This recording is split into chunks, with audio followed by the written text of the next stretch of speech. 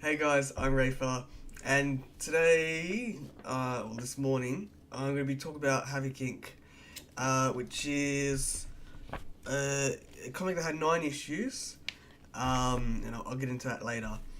It ran from March 1998 to November 2001. I had to look up when the first issue ran because I don't have, I have, I don't have one, I don't have three, and I don't have five? No. Sorry, 2, 3. Sorry, I don't have 1, 4, and... Oh, and that's it, I think. 5, 6, 7, 8, 9. Yeah, I don't have 1 and 3. So, I picked these up a while ago. I think probably maybe 2012, 2011.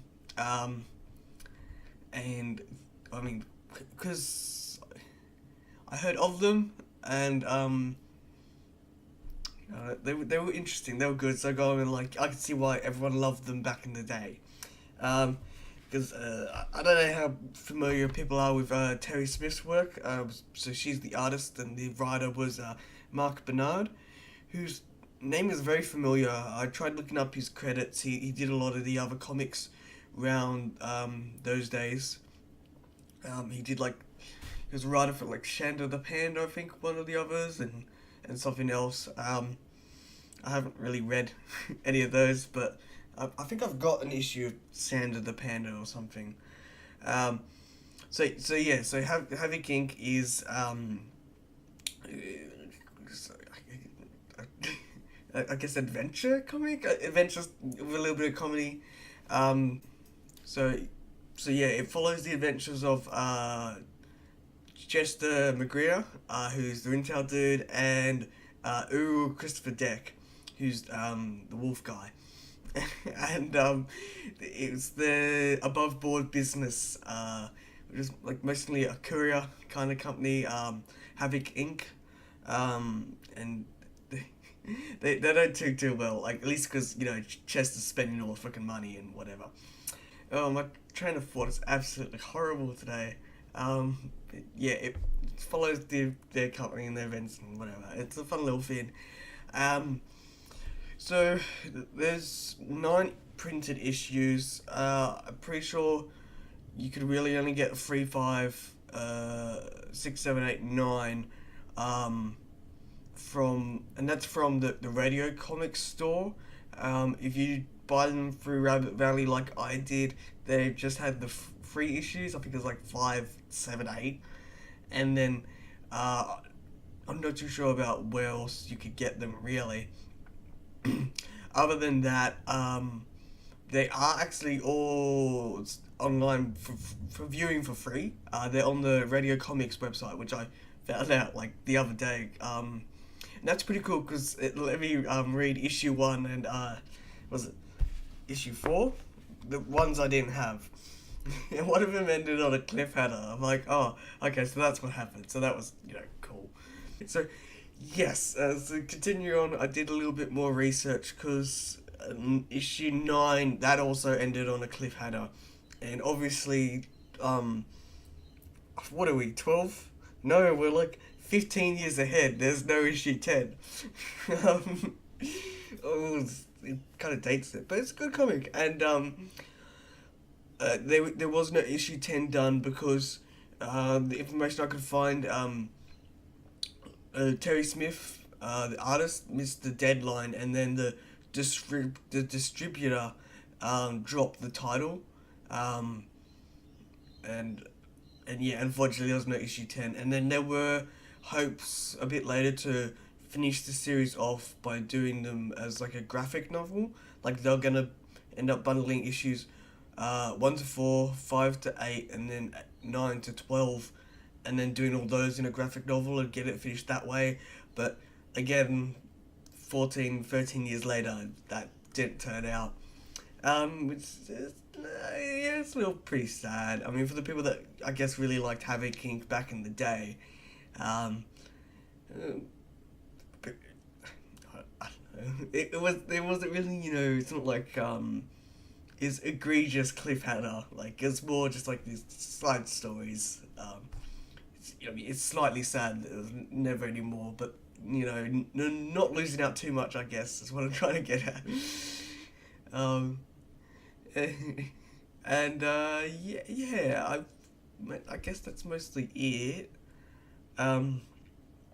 Reading them through again was pretty fun. There's quite a lot of cool, cute things. I like the art. The writing's pretty cool. The characters are sweet. I definitely go pick them up. Probably go read them and then get them because it's always cool to have because like the covers are definitely freaking awesome. Like, if I could hold it up without dropping it all, there's some great like artwork on the covers. If I could hold them properly. So it's nice to have in anyone's collection. Whether you can complete them these days, I don't know. It's very hard to find information about this, because trying to go from the wiki for there's no sources on like the one paragraph they have on Havoc, and then I didn't do a really deep look into it, but I found a few web pages from. Clearly, it looks like the early 2000s when these websites were done. And there's a few journal pages on the FA. I haven't checked the live journals, but maybe there's a little bit more then. But 15 years, you can kind of tell what happened. So, I think that's really it. I kind of wanted to talk about it a little bit more, but my train of thought is killing me. I do love the characters. I can see. I say it in hindsight because I picked up Havoc Inc. like a decade after it ran, or a bit after that. So it's like you're hearing people like Grey Muzzles or whatever talk about how cool Havoc Inc. was back in the day, and I can totally see where they're coming from. Personally, I like Chris a lot better than Chester. I think he's a lot more attractive. And you can probably see where a lot of people got their fascination of Ringtail from Chester. His big tail. I guess that's it.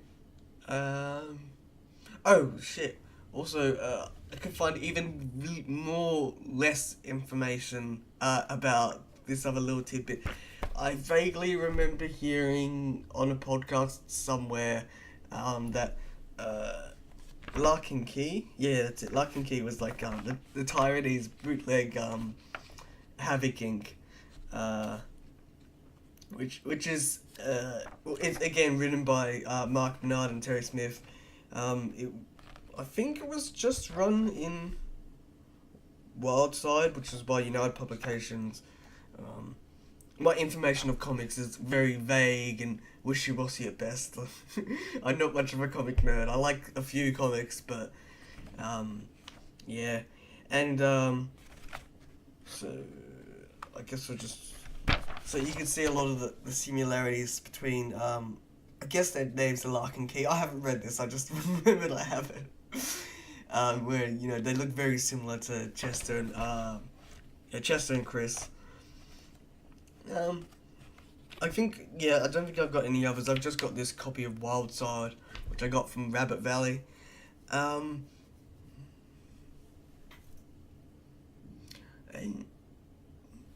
I think that's it. I would like to, hear more about the history of Lark and Key and whatever. I think it was just the one arc, because that's part 3 in that issue of Wildside. I'm not sure where part 1 and part 2 were published, but because there's no information on Wikifur, probably short of emailing someone somewhere. But yeah, I'm pretty sure that's it.